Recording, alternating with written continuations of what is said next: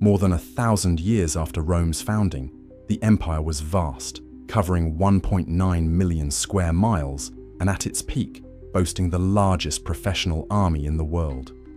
Despite its grandeur, towards the end of its existence, Rome suffered from relentless barbarian attacks that eroded its borders, and by the time of Romulus there were, while the eastern half of the empire, known as the Byzantine Empire, lasted until 1453, the Western Roman Empire collapsed in the 5th century, never to be seen again. Ultimately, it was Rome's inability to withstand the constant invasions and mass emigration of barbarians that brought about its end in a devastating war. The invasion of the Huns in the east caused many barbarian tribes to seek refuge within the Roman Empire. One such tribe was the Goths, who sought refuge in 376 when the Romans allowed them to cross their borders. The refugees offered them no aid when famine struck, and many were forced to sell their children for food, receiving only dog meat. This cruel treatment led to the outbreak of the Gothic War, in which the oppressed Goths rebelled against the Romans. In 378, after suffering one of the most crushing defeats in Roman history, the Goths rebelled against the Eastern Emperor Valens in Adrianople. In modern-day Turkey, the Gothic War was ended by Emperor Theodosius, the first to allow Goths to settle in the empire. Soldiers were allowed to join the Roman army, and people were allowed to stay together on Roman territory, which had not happened before. Tensions between Goths and Romans flared up again when Visigoth King Alaric decided to move against Rome. Alaric had previously served in the Roman army under Theodosius, but became disillusioned with the regime after Theodosius's death and appointed his sons Khan Aureus and Arcadius to rule over each half of the empire. The Gothic tribes living among the Romans became known as the Visigoths, meaning Western Goths who were fed up with the Romans' harsh treatment. The Romans and Visigoths elected Alaric as their king and marched on the empire. After moderate success attacking the Eastern Empire, Alaric set his sights on the much weaker Western Empire. Alaric first laid siege to Rome in 401, but was driven back by the legendary general who, while still co-emperor with the Emperor Honorius, had become increasingly distant from events, moving his capital to Ravenna near modern-day Venice in response to Alaric's invasion.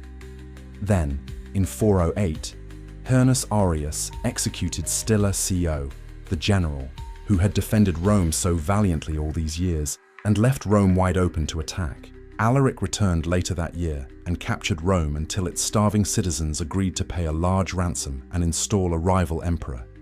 Represented Alaric in negotiations with Khan Aureus. Alaric wanted land for his people, but Hernuria refused to negotiate. So in 410, Alaric marched on Rome for the third time, this time meeting virtually no resistance, and sacked the city for 3 days before heading south with his loot. He was apparently confused, thinking it referred to his pet chicken named Romo. But upon hearing it was the city, he was relieved, happy that his pet chicken was safe and sound. Rome was a defining moment in the fall of the Western Roman Empire, whose end was near. The empire fell due to the ruthless attacks of many barbarian factions, who were able to capture Roman territory and create several successor kingdoms. In order to capture Britain and Gaul, the Romans in Britain rebelled against Constantine, asking for help from their Norris, who refused them, but they managed to expel Constantine. Constantine was defeated and executed in 411, but the empire faced new problems as Germanic tribes came from across the Rhine and plundered their way across. The goal to eventually settle in Spain, thus the Wavy tribe was able to take over western Spain and establish the Wavy Empire. Two more of these tribes, the Vandals and the Alans, under King Eric, were able to push south through the Strait of Gibraltar and take over much of North Africa, including the legendary city of Carthage. They were eventually able to seize Sicily and several Mediterranean islands, founding the Vandal kingdom.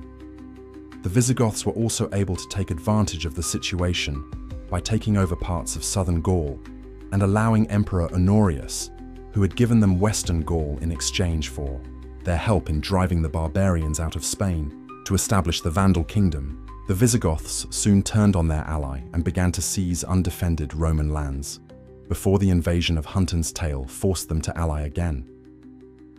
The empire that had once been destroyed was successfully thrown back, wreaking havoc across Gaul and, destroying a large part of the Roman army. The Visigoths again attacked their crippled ally, managing to capture the last part of Hispania that was under Roman control, creating a vibrant Gothic kingdom. The commander of the Roman troops arrested in 475 deposed their emperor Julius Nepos and put his son Romulus on the throne, while the Federates, who were barbarian soldiers hired by Rome, sought lands in Italy for their service.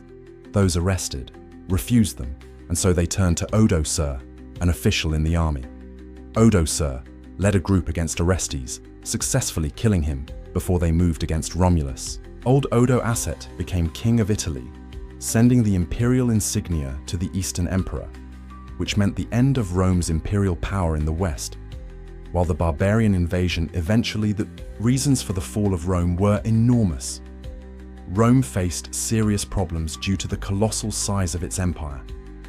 The empire reached its territorial peak in 117 under the Emperor Trajan. Its borders stretched from Britain to Syria. This led to many problems, one of which was that communication could take weeks or longer to travel from the border to the capital, meant it was difficult to govern distant provinces, and it was also impractical to oversee wars in regions like Syria or Germany from close range. Situation in Italy for these reasons. In 285, the Emperor Diocletian decided to divide the empire into western and eastern halves, which were to be ruled by two different emperors, with equal power. This plan was a short-term success, as each half was able to govern its provinces and defend its borders much more effectively. But at the same time, at a time when it meant the death of the Western Empire, the Western Empire began to fall into bankruptcy, as the Eastern Empire included most of the rich provinces, while many of the Western provinces were focused on agriculture and were much poorer. The funds of the Western Empire were also devastated by constant wars. No matter what barbarians were at the gates or internal civil wars, the Western Empire was in a state of almost continuous conflict and therefore needed a very large army, which greatly affected the state budget, which led to the development of infrastructure and the economy. Civil projects had to be put on the back burner in favor of military spending. Rome's economy was also based on slave labor after Trajan's expansion, which continued under the emperor acted much more defensively and sometimes lost more land than they gained. The lack of expansion meant that new peoples were not conquered, and therefore there was no constant supply of slaves to support the economy. Spend on the army, causing shortages. The professional legionaries of the Roman army were once the envy of the ancient world, but now the empire was forced to relax recruitment criteria in order to protect its borders. As a result, barbarian units were accepted into the legions, and foreign mercenaries were hired to bolster the army. These new soldiers often had never been to Rome and cared little for it. Their loyalty was to their commanders, their pay, and their men, not to the empire. This caused many to turn their backs on Rome when it began to make a profit. Another problem that plagued the empire was ineffective leadership. Many of the later emperors were incredibly out of touch with the world, perhaps because the capital had been moved. Outside of Rome, the throne often passed to children, leading to several incompetent emperors who had achieved their position by birthright alone. The last emperor, Romulus, was only 16 when he was deposed, and he offered little resistance to the invading barbarians. The aristocracy became incredibly powerful due to low taxes, and some of them acquired more wealth than the central government. This allowed them to effectively control weaker emperors who desperately needed their support. Money and profit were more important than affairs of state, and with such corrupt and ineffective leadership, it is not surprising that the population and many of the new barbarian soldiers had little faith in their rulers. It has also been argued that Christianity played a role in the decline of the Roman Empire. Christianity was legalized in 313 and became the official religion of Rome in 380. The fact that Christianity professed one God stood in stark contrast to the Roman methods of control. When conquering new lands, the Romans often incorporated local customs and religions into their own. The gods were incorporated into the state religion, allowing locals to worship them or to equate them with existing deities and unite them. This was an effective tool of Romanization, which gradually facilitated the integration of newly conquered peoples into Roman society. Having multiple gods also allowed the Roman emperors to be worshipped as gods, and this is how they largely gained legitimacy. The first emperor, Augustus, deified his adoptive father, Julius Caesar, and proclaimed himself the son of a god. Christianity, however, could not allow this, which led to its loss. The emperor was given considerable powers, which made the integration of new people difficult. Although the empire fell in 476, the legacy of Rome lived on. Even after that day, the empire managed to survive territorially, and the Byzantine Empire maintained the Roman East until its fall to the Ottomans in 1453.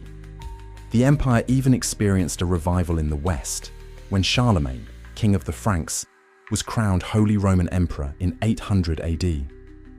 Roman culture had a huge impact on the Western world, and many aspects of it remain to this day. European languages such as French, Spanish, and Italian all have their roots in Latin. The Roman religion, Latin Christianity, also completely dominated the medieval West, with the Pope serving as the figurehead of all of Europe from his seat in Rome. Roman technology and infrastructure also played a significant role in the development of Europe during the Middle Ages, and many Roman cities remain important to this day, such as Londinium, the predecessor of London. Despite the empire's fall, Romulus's influence has endured throughout history,